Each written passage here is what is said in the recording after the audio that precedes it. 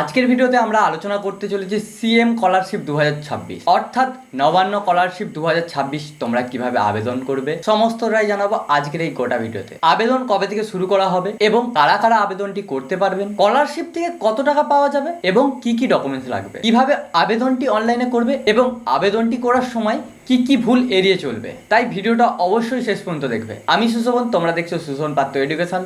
এই জাতীয় এডুকেশনের ভিডিওর লেটেস্ট আপডেট পাওয়ার জন্য আমার চ্যানেলটিকে সাবস্ক্রাইব করো ও পাশে থাকা বেল আইকনটি দাবিয়ে অল করে দাও, যাতে একটা ভিডিও না মিস হয়। এই ভিডিওটা তোমার সেই সকল বন্ধুর দিকে বেশি বেশি করে শেয়ার করো যারা নবান্ন স্কলারশিপটি পেতে চায়। 2026 এবং 27 সালে নবান্ন স্কলারশিপটি আবেদন প্রক্রিয়া চলছে। প্রথমত বলে রাখি, এই স্কলারশিপটি শুরু এবং শেষের কোনো নির্ধারিত তারিখ থাকে না, তাই যোগ্য হলে আবেদনটি যতটা তাড়াতাড়ি পারবে তত তাড়াতাড়ি করে নাও। এবার কথা হচ্ছে, নবান্ন স্কলারশিপে তোমরা বছরে কত টাকা করে পেতে পারো। ফার্স্ট অফ অল তোমার দিকে বলে রাখি, তোমরা যদি যোগ্য হও তাহলে বছরে তোমরা এই স্কলারশিপ থেকে 10,000 টাকা করে পেতে পারো এবং তোমার ব্যাংকের যদি সমস্ত ডিটেলস ঠিক থাকে তাহলে কিন্তু সোজাসুজি তোমার টাকাটি ব্যাংকের অ্যাকাউন্টে ক্রেডিট হয়ে যাবে। এবার তোমাদের মনে একটা প্রশ্ন আসবে, কারা কারা এই স্কলারশিপে আবেদন করতে পারবে।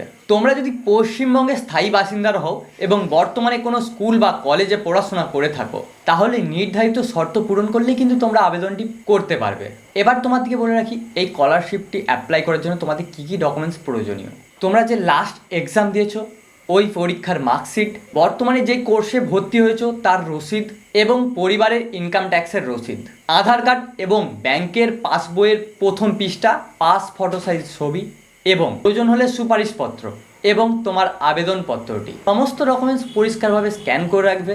এবার তোমার দিকে বলবো তোমরা কিভাবে আবেদনটি করবে। প্রথমে তোমরা CMRF অফিসিয়াল ওয়েবসাইটে যাও, শিক্ষা সংক্রান্ত আর্থিক আবেদনে ক্লিক করো, মোবাইল নাম্বার দিয়ে OTP ভেরিফিকেশান করো এবং ওখানে তুমি তোমার রেজিস্ট্রেশনটি করে নাও। নেক্সট তোমাদের সঠিক তথ্য তোমরা ওয়েবসাইটটিতে পূর্ণ করো এবং প্রয়োজনীয় ডকুমেন্টগুলি আপলোড করো। লাস্ট একটা জিনিস খুব ভালো করে চেক করে নাও, তোমরা সমস্ত ডকুমেন্ট ঠিকঠাক আপলোড করেছো কি না। এবার সমস্ত ডকুমেন্টগুলো রিচেক করো এবং প্রপার দেখে নাও কোনো স্পেলিং ভুল আছে নাকি, মোবাইল নাম্বার ভুল আছে নাকি, ছোট ছোট ভুলগুলোও দেখে নাও, যদি কোনো ভুল থাকে সেগুলো ঠিক করে তারপর সাবমিট করো। ভুলগুলো ম্যাক্সিমাম হয়ে থাকে, সেইগুলো আরেকবার বলছি তোমরা নোট করে নাও বা মনে রাখো, এই ভুলগুলো একদমই করো না, তাহলে কিন্তু তোমরা ওই টাকাটি পাবে না।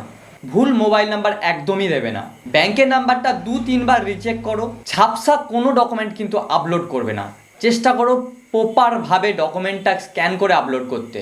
লাস্ট সমস্ত ডকুমেন্ট এবং সব কিছু ঠিকঠাক থাকলে সাবমিট করে দাও। আমি আশা করছি সিএম স্কলারশিপ নিয়ে সমস্ত তথ্য আজকের ভিডিওতে আমি আলোচনা করে ফেলেছি। যদি তোমাদের মনে কোনো প্রশ্ন থাকে আমাকে কমেন্টে অবশ্যই জানাও। যদি ভিডিওটা ভালো লাগে বন্ধুদের সাথে বেশি বেশি করে শেয়ার করো। আরও এই জাতীয় শিক্ষামূলক ভিডিওর আপডেট পেতে আমার চ্যানেলটিকে সাবস্ক্রাইব করো। যদি ভিডিওটা ভালো লেগে থাকে তাহলে একটা অবশ্যই লাইক করে দিও এবং তোমরা জানাও তোমরা কি এই স্কলারশিপটি পেতে চাও। ধন্যবাদ, দেখা হচ্ছে নেক্সট ভিডিওতে।